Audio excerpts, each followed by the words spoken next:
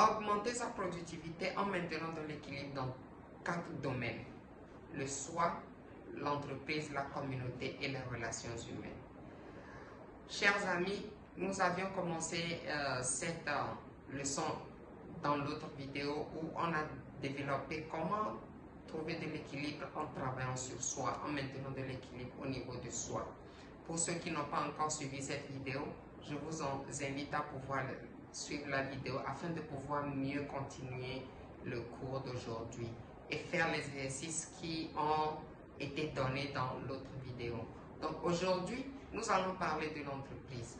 Comment trouver de l'équilibre dans l'entreprise? Comment travailler avec les gens qui sont dans l'entreprise afin de pouvoir augmenter leur productivité?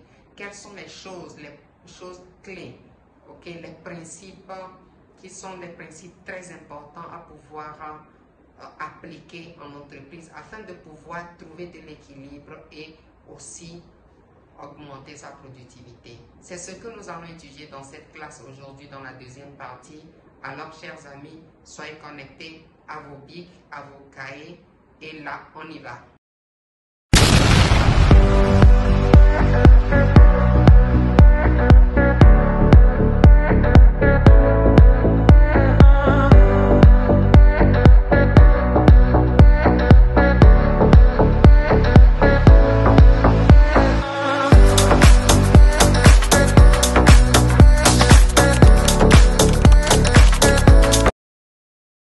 Bienvenue dans cette deuxième partie où nous avons à étudier aujourd'hui l'entreprise, les principes qui vont nous permettre de pouvoir maintenir de l'équilibre et de pouvoir devenir beaucoup plus productif au niveau de l'entreprise.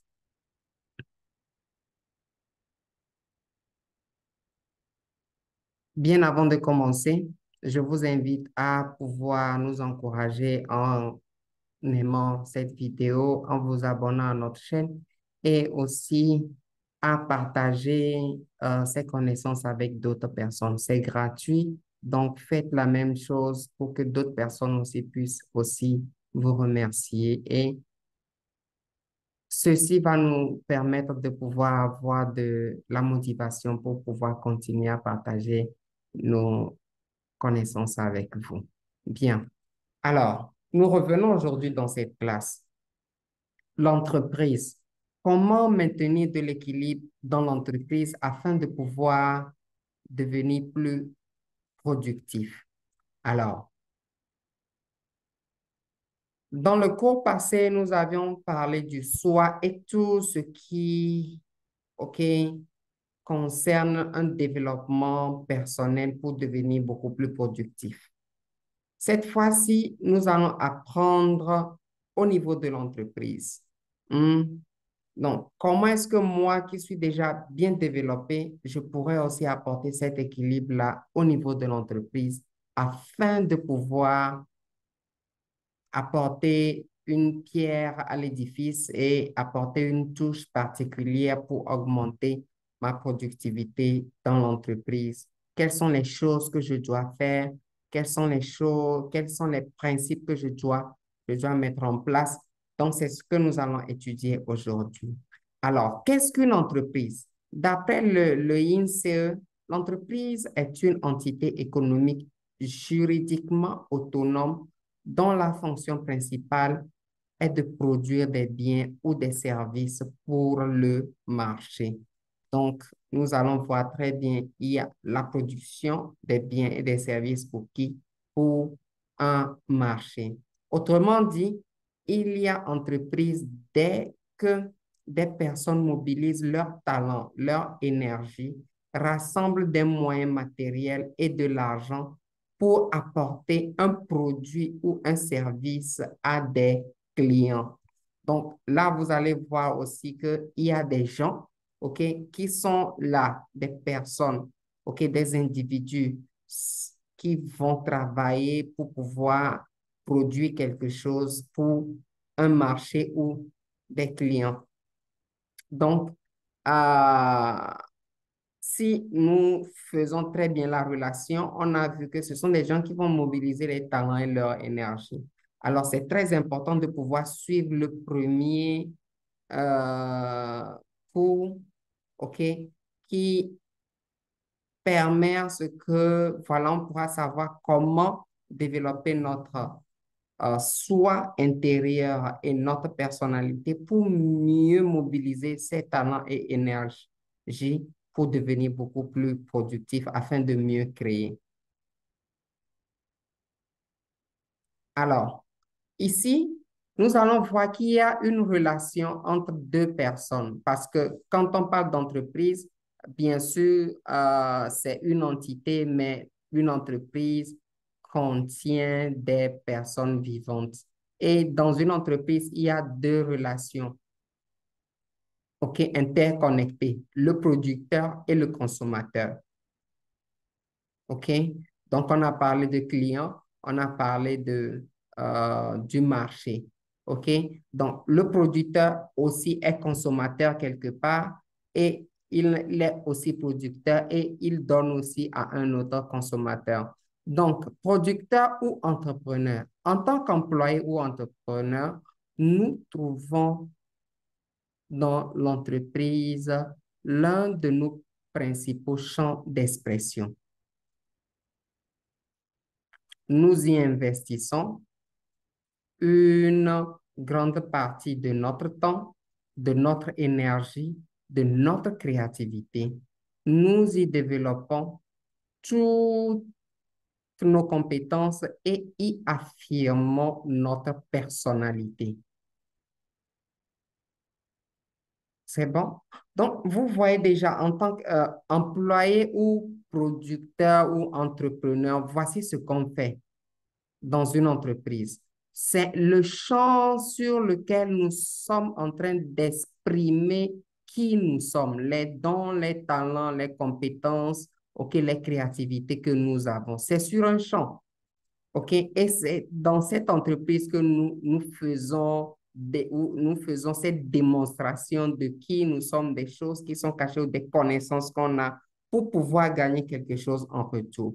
Donc là, si une personne veut devenir OK, un très grand entrepreneur, il doit connaître d'abord qui il est, ses dons, ses talents, ses compétences, afin de pouvoir apporter beaucoup plus, OK, à sa productivité. Et en plus de cela, il y a un point très important, c'est la créativité.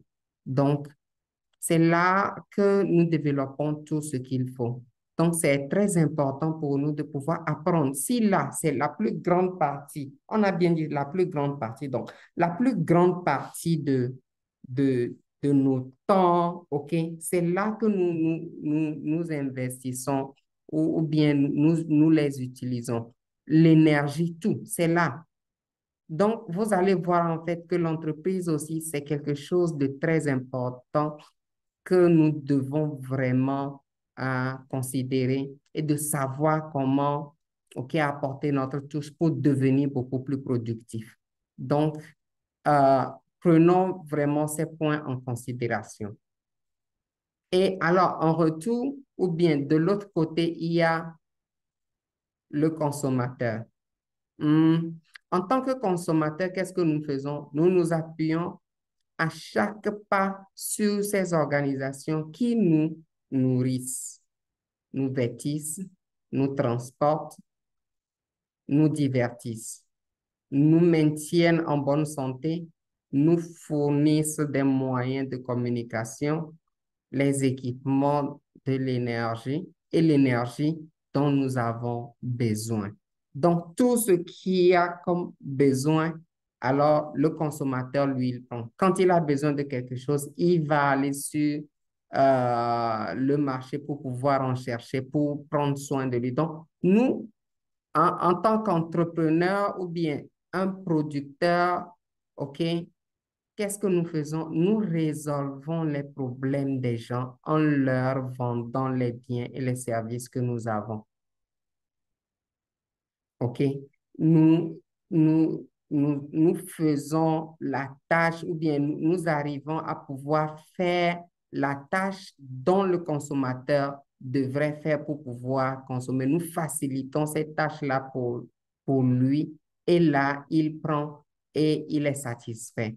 Donc, c'est ce que nous faisons. Donc, vous allez voir que nous sommes en train, en tant qu'entreprise ou bien employé, je suis en train de faire quelque chose pour résoudre un problème de quelqu'un, OK? Pour subvenir aux besoins de quelqu'un. Bien sûr, j'aurai quelque chose en retour, mais là, c'est ce que je suis en train de faire. Donc, si je comprends très bien, en fait, mon rôle d'entrepreneur, mon rôle de producteur dans une entreprise, mon rôle d'employé dans une entreprise, alors là, je pourrais créer, OK, cette synergie entre moi et le consommateur afin de pouvoir devenir beaucoup plus productif. OK, et satisfaire aussi le client parce que le client aura toujours le besoin. Mais quand je pense à tout moment pour savoir comment est-ce que je peux résoudre le problème à telle personne, alors ça va apporter beaucoup plus d'idées, beaucoup plus de révélations, beaucoup plus de réflexions qui peuvent m'apporter de la créativité et devenir beaucoup plus productif et de satisfaire. Et en retour, moi aussi, je gagne quelque chose. Alors, dans une entreprise, Hmm, il y a trois aspects pour augmenter la productivité. Trois aspects. Il y a l'aspect numéro un, la loi de l'attraction.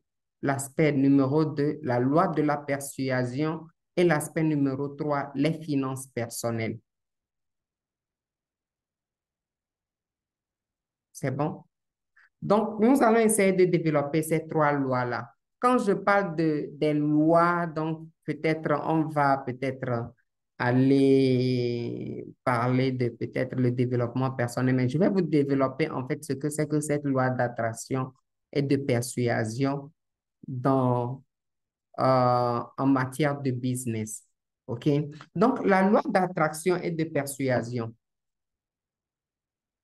Alors, ces deux concepts marchent de pair. Hmm, Alors, Dean Graziosi, dans son livre Millionaire Success Habits, a dit ceci. Si vous n'avez pas la capacité d'attirer les bonnes opportunités et les bonnes personnes vers vous, et si vous n'avez pas la capacité de persuader les autres et vous-même d'agir, alors vous avez simplement une bonne idée qui ne prendra jamais de l'ampleur. Alors, vous voyez très bien déjà ce que j'aimerais dire. OK? Je peux avoir une très bonne idée pour ceux qui veulent créer ou bien je suis employé même dans mon poste, hein, là où je suis actuellement en train de servir, je préfère beaucoup plus servir que travailler. OK? Je peux avoir des idées. Mais si je n'ai pas cette capacité d'attirer les gens vers ces opportunités et de les persuader à agir, c'est-à-dire persuader ces personnes à pouvoir acheter mes choses, alors là, ça voudrait dire que j'ai juste de bonnes idées, mais personne ne gagnera et moi aussi, je ne gagnerai rien. Est-ce que vous voyez un peu? Donc, maintenant, l'attraction, c'est ce que nous appelons le marketing. OK? Comme toujours, vous voyez, c'est quoi? Le marketing, c'est quoi? C'est le fait de pouvoir attirer ce que vous voulez dans votre vie et et de repousser les choses que vous ne voulez pas. Cela pourrait être des clients, des acheteurs, des prospects, même les relations. OK? C'est ça le marketing. Donc, tout ce qu'on fait aujourd'hui, les communications, tout ce qu'on met, les affiches et autres, OK? On a des agents de marketing, on a des stratégies, tout ça là. Qu'est-ce qu'on veut faire? On veut attirer des gens vers nous. On veut attirer des gens vers l'idée qu'on a créée, le produit qu'on a mis en place, le service qu'on a élaboré, de pouvoir les aider à pouvoir bien, à pouvoir mettre, OK, ce système d'attraction et de, d'apporter un plus dans leur psychologie afin qu'ils se tournent uniquement vers nous et qu'ils aient en fait, OK, bien sûr, une satisfaction. Et c'est ça le marketing. Donc là aussi, on pourra aussi avoir des clients qui sont des détracteurs qui seront toujours là pour pouvoir mettre des bâtons dans les roues pour disqualifier ces genres de trucs ou bien nos produits auprès de leurs amis et autres. Donc là aussi, nous allons essayer de les repousser en faisant quoi? En maintenant beaucoup plus la communication, en mettant assez d'énergie dans ce marketing-là qui pourra en fait attirer beaucoup de personnes vers nous. Et maintenant, quand vous attirez les personnes vers vous, qu'est-ce que vous allez faire alors? Vous allez maintenant créer un système de persuasion qui va maintenant à la vente. OK? Donc, le pouvoir ou bien la loi de persuasion, c'est ça en fait la loi de la vente ou bien la vente dans le business. La vente, c'est faire quoi? C'est amener des gens à s'investir émotionnellement pour qu'ils prennent les actions que vous souhaitez. OK? C'est la persuasion. Vous voyez? Vous allez faire quoi? Vous allez amener des gens à investir, hein, à s'investir émotionnellement. Maintenant, vous voulez que ces personnes prennent une action que vous souhaitez, alors vous allez faire tout le possible pour que la personne fasse quoi? Achète votre produit. Et c'est là vous vantez de la qualité, tout ça, là, vous allez discuter du prix et autres, vous allez essayer d'augmenter ou de diminuer ou d'apporter de l'emballage et autres là. Et maintenant, vous amenez la personne à agir, à acheter votre produit. Donc, c'est la loi de persuasion. Donc, aujourd'hui, je pense que vous comprenez un peu plus ce que je mets dans la loi de l'attraction et la loi de la persuasion au niveau du business ou au niveau de l'entreprise. Alors, si vous voulez démarrer une nouvelle entreprise ou si vous voulez gravir les échelons dans votre entreprise et que vous avez peur de vendre et de faire le marketing, cela signifie deux choses. Vous ne voulez pas réussir pour atteindre le niveau que vous désirez, ou bien vous cherchez à vendre et à commercialiser de manière complètement erronée. Je crois que c'est clair, non? Oui, je pense que c'est clair. Donc, c'est ça en fait.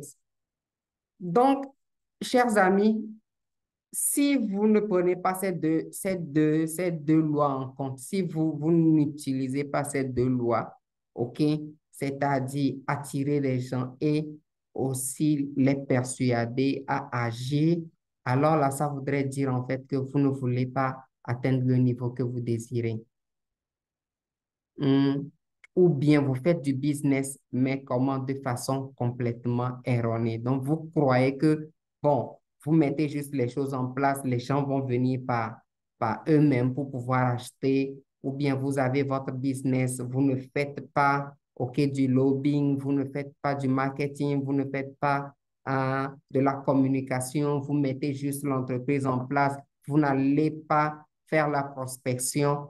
Alors, où est-ce que vous voulez aller? Ben, vous dites que vous avez créé une entreprise ou bien vous êtes un employé, vous ne faites pas vendre votre compétence, vous ne faites pas valoir sur tout cela, vous n'êtes pas créatif, ok, vous n'apportez pas un plus, vous êtes juste des automates, c'est-à-dire ce qu'on vous dit de faire, c'est ce que vous faites. Et là, donc si c'est fini, vous rentrez chez vous, vous ne prenez plus peut-être d'initiative personnelle pour améliorer votre condition de travail et autres, vous croyez que ça proviendra toujours du chef ou bien de votre collaborateur supérieur ou de votre superviseur. Vous croyez que c'est ça. Si c'est comme ça sera très difficile pour vous de pouvoir gravir les échelons.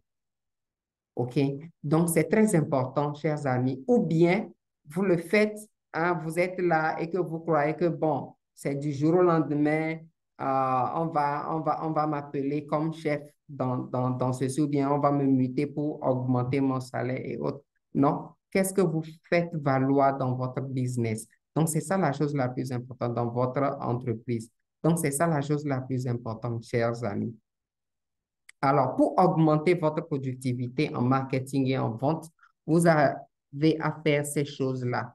Vous devez vous connaître vous-même. OK? Qui êtes-vous vous-même? C'est très important. OK? Ensuite, vous devez connaître votre pourquoi, votre raison ou votre source de motivation. OK? Si je suis, par exemple, de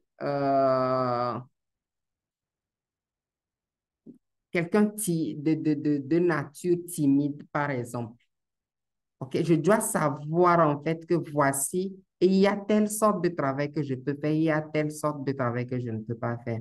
Si je suis agressif, alors il y a telle sorte de travail que je peux faire, telle sorte de travail que je ne peux pas faire. Si je suis trop aimable, il y a telle sorte de poste que je peux occuper, telle sorte de poste que je ne peux pas occuper. Ce n'est pas fini.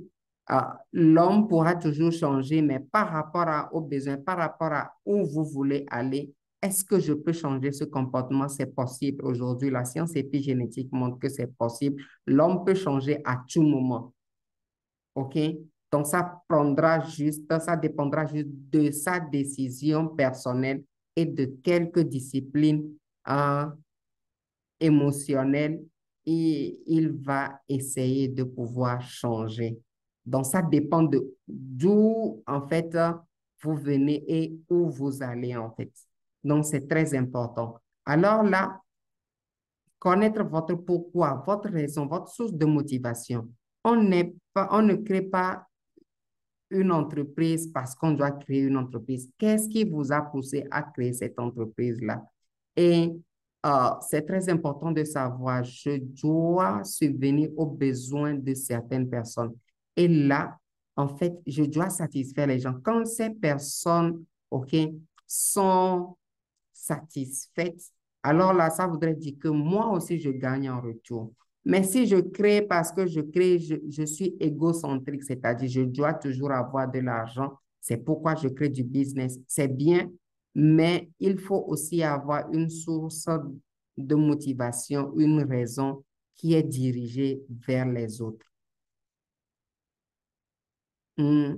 Votre raison d'être, votre mission de vie, vous devez connaître ces choses avant de pouvoir vous mettre à, à, à travailler sur OK, euh, votre productivité. Donc, si vous n'avez pas cette motivation, cette raison d'être, hein, cette source de motivation, alors je vous invite à pouvoir chercher cela. Hmm. Ensuite, vous devez apprendre à vous vendre vous-même, c'est-à-dire créer votre identité personnelle, votre image et modèle, votre marque personnelle. Hmm. Donc, vous êtes à un poste, oui. OK, on ne sait pas comment, peut-être on vous a recruté et on vous a embauché à ce poste-là. Maintenant, comment est-ce que vous vous vendez vous-même? Est-ce que vous êtes là parce que, bon, c'est parce que les gens ont faim à la maison que vous êtes là? Ou bien est-ce que vous avez vraiment des compétences que vous voulez vendre? Alors, c'est très important de définir vos valeurs, hein, vos valeurs fondamentales. Hein. Si les gens vont vous qualifier, c'est par quoi on pourra vous qualifier. Hmm. Si vous passez, quelles sont les phrases, quels sont les adjectifs qu'on pourra prononcer derrière vous, qui pourra marquer une personne de façon euh, euh, extraordinaire. C'est la chose la plus importante. Hmm. Quelle est votre marque personnelle? Oui, on dit dans ce poste, voici ce qu'on fait. Bien sûr, c'est ce qu'on fait et c'est ça la chose la plus importante. Maintenant, vous-même, hmm, quelle est la petite touche que vous voulez apporter? Si le travail est peut-être un travail mécanique et c'est comme ça, maintenant, dans la touche, dans vos interactions avec les autres, vous-même, dans vos comportements, quelle est la touche hmm, particulière que vous voulez apporter? Donc, c'est ça. Donc, vous devez apprendre à vous vendre vous-même. Vous ne devez pas peut-être faire des choses à juste avoir comme si on a pitié de vous et autres. Non. Mais vous avez des compétences, vous devez toujours faire valoir ces compétences et de vous vendre, créer vos modèles et maintenant apporter votre touche. La touche personnelle, c'est très important. OK? Et ensuite, vous devez maîtriser votre produit ou votre service. Vous devez maîtriser ce que vous faites. Vous devez maîtriser très bien ce que vous vendez aux gens. Même les yeux fermés, vous pouvez donner les détails. Donc, c'est ça en fait. Et ensuite, vous devez rédiger une histoire pour votre entreprise. Si on veut parler de votre entreprise, quelle est son histoire qui pourra en fait amener des gens à à aller vers vous quand on connaîtra votre histoire. Que, oh, cette entreprise, voici comment ils ont démarré, voici les choses qu'ils mettent, voici euh, toutes les ressources qu'ils ont mises en place pour pouvoir maintenant grandir, pour pouvoir devenir aujourd'hui euh, une très grande entreprise. OK? C'est ça en fait. Maintenant, vous devez écrire une histoire pour votre entreprise, même si vous n'êtes pas encore arrivé au niveau que vous souhaitez. Donc, vous devez prendre le temps de pouvoir écrire cette histoire-là. En fait, comment est-ce que vous voulez voir votre entreprise?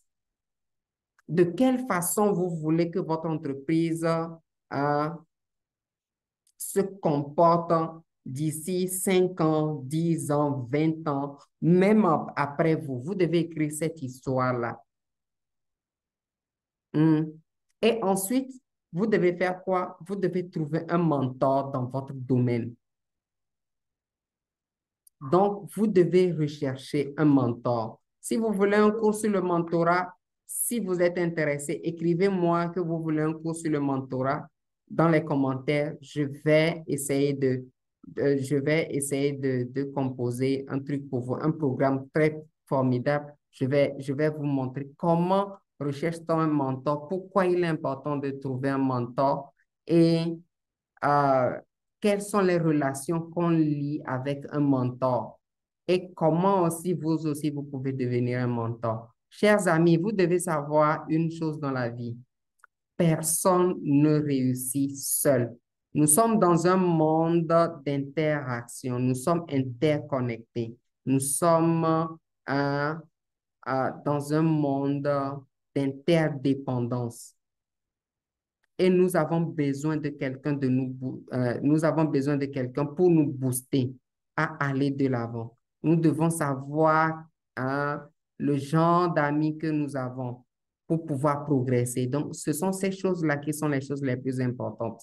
Donc, chers amis, vous devez rechercher un mentor et travailler avec ce mentor. Et ensuite, vous devez créer et maintenir une relation après-vente. OK? Je n'ai pas dit service après-vente, mais j'ai dit relation après-vente.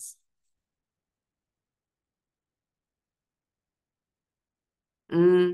Ce n'est pas parce que vous avez une entreprise ou bien vous vendez quelque chose ou vous êtes euh, dans un service, vous êtes à un poste et puis là, c'est fini.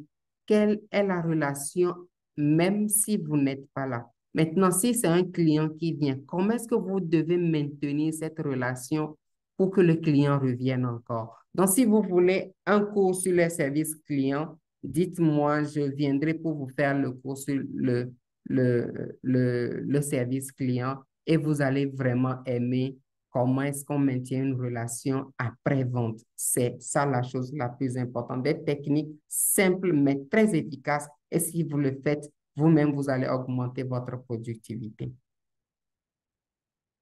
Après, voici ce qu'il y a maintenant, les finances personnelles. OK? C'est la troisième loi. Regardez très bien celui-là qui est sur cette image-là. On l'a appelé SS Fat Guy. Il est dans cette petite pirogue. Tout d'abord, il est obèse, mais maintenant, il est en plein milieu d'un lac et il mange encore.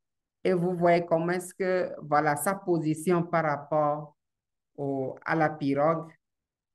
Hein, et vous voyez déjà ce que la pirogue est en train de faire. C'est la chose aujourd'hui qui nous arrive aujourd'hui aussi dans nos business en matière de finances. En rouge, s'il vous plaît, ne mélangez pas l'argent de votre entreprise avec votre argent personnel.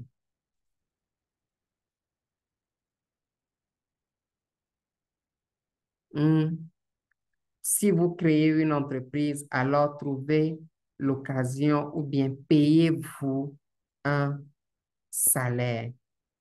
Si vous êtes employé et que vous avez un futur bien défini, une destination, vous devez même en recevant votre salaire, vous payer encore quelque chose. Ce que vous payez, en fait, vous mettez ça de côté pour les investissements futurs.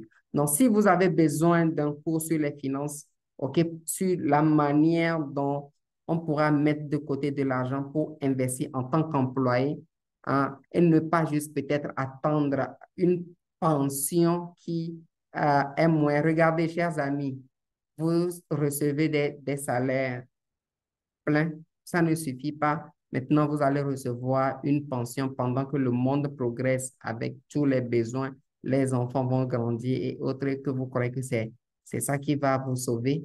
S'il vous plaît, non.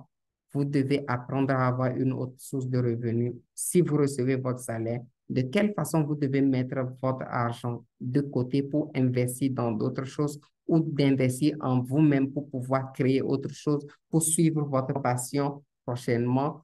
Hein? Donc, c'est très important. Donc, chers amis, si vous avez besoin de ce cours, écrivez-moi et je vais essayer de mettre en place quelque chose de très bon pour vous. Donc, 3 leçons à retenir en matière des finances personnelles.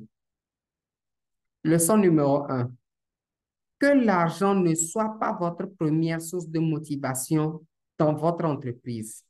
Cherchez plutôt à résoudre un problème avec votre produit ou service. Toutes les entreprises qui ont eu du succès ont toujours cherché à trouver une solution pour leur communauté.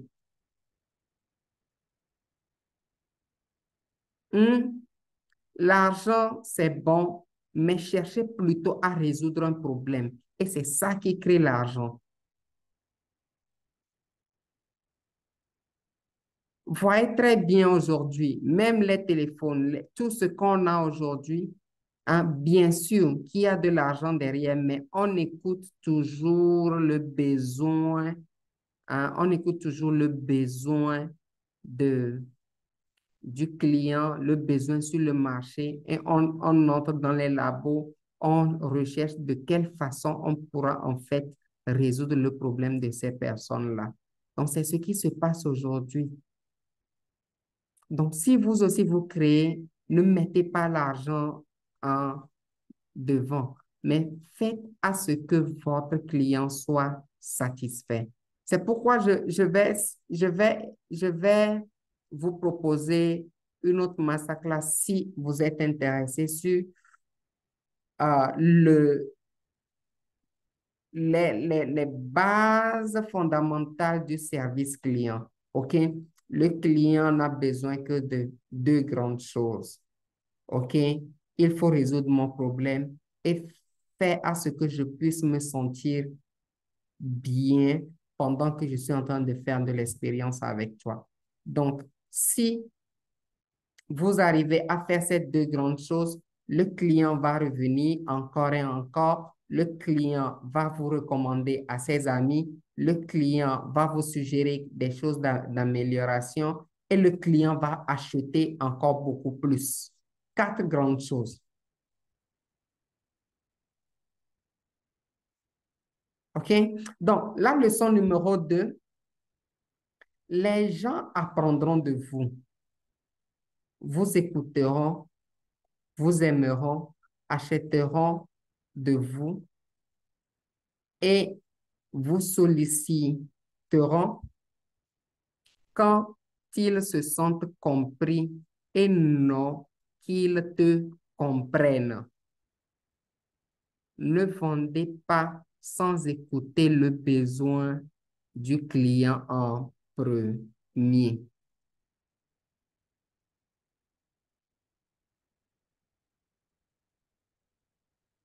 Je ne sais pas si je me suis fait bien comprendre. Vous allez chez peut-être quelqu'un, le client peut-être dit, oh, j'aimerais que la chose soit comme ça. Moi, je dis non, non, non, non, non, non, c'est comme ça que ça doit être. Je suis à mon poste et que peut-être c'est un subordonné qui me suggère quelque chose pour que je puisse peut-être améliorer. Je dis non, non, non, non, non, je suis le chef. Ou bien on me demande un plus, je n'écoute pas, je me regarde. Je suis très égocentrique. Un businessman n'est pas égocentrique. Écoutez d'abord le besoin du client, c'est très important. C'est ça qui va apporter de l'équilibre dans votre entreprise. Donc, vous devez écouter et quand vous écoutez ces choses, quand vous écoutez très bien les besoins, alors là maintenant, vous allez essayer de comprendre le client. Mais ne cherchez pas à ce que le client vous comprenne. Non. Vous pouvez expliquer au client comment les choses se passent, mais le client n'est pas dans votre domaine. Lui ne sait pas comment les choses se passent, mais lui, il veut quelque chose. C'est à vous de pouvoir savoir comment maintenant, OK, utiliser vos astuces pour maintenir ou fidéliser le client. Donc, c'est très important, chers amis. C'est un principe de fidélisation de clients. Si vous ne fidélisez pas vos clients vont partir et vous n'avez pas de l'équilibre. Donc, c'est très important. Ensuite, soyez honnête, intègre et transparent dans vos affaires avec les autres pour que vous soyez une très bonne référence. Donc, c'est la chose la plus importante à pouvoir faire. Que, voilà, donc, s'il vous plaît, ces trois principes, ces trois leçons à retenir, cherchez, prenez le temps de pouvoir retenir. Si vous suivez cette vidéo et que vous arrivez ici, prenez le temps de pouvoir faire une pause si vous voulez rejouer afin que vous puissiez mieux les assimiler.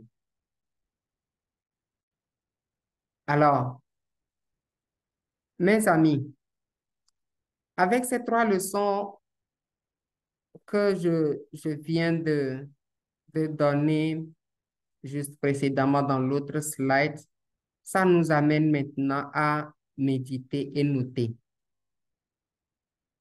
Après avoir appris ceci, comment pensez-vous que ces principes peuvent-ils vous aider à augmenter votre productivité en entreprise? Imaginez que vous êtes en train d'appliquer ces principes dans votre vie et dans votre entreprise et que ça a apporté du succès pour vous. Comment vous sentiriez-vous? Que diriez-vous lorsqu'une personne proche vous remarque et trouve ce changement et le résultat croissant que vous avez dans votre entreprise? et vous pose la question, quel est votre secret? Qu'allez-vous lui dire? OK? Étant donné que le monde vous attend ici et maintenant, alors, chers amis, après avoir appris ceci, quand allez-vous commencer à appliquer ces principes? Prenez tout votre temps et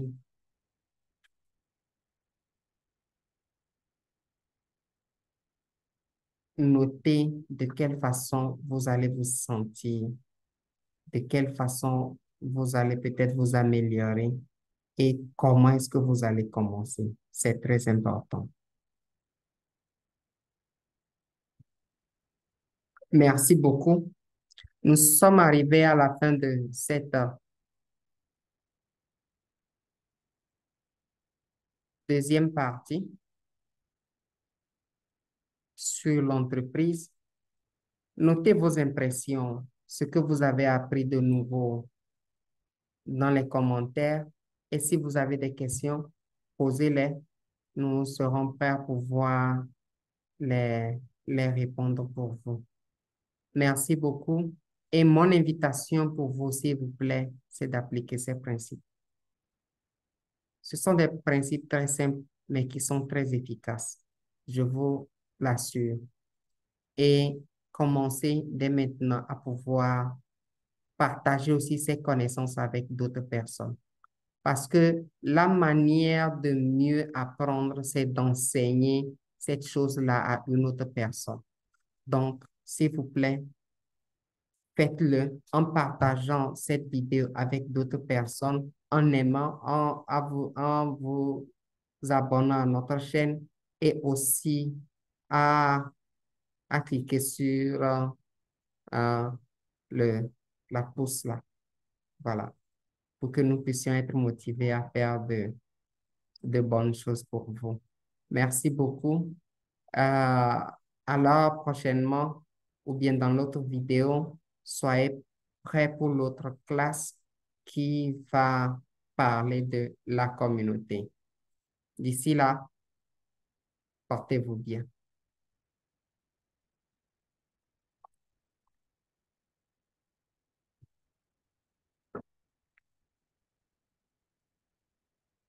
Eh bien, chers amis, nous sommes arrivés à la fin de cette deuxième partie. Nous sommes très contents de partager ces connaissances avec vous. Merci de surtout appliquer, s'il vous plaît, appliquer ces principes dans vos vies.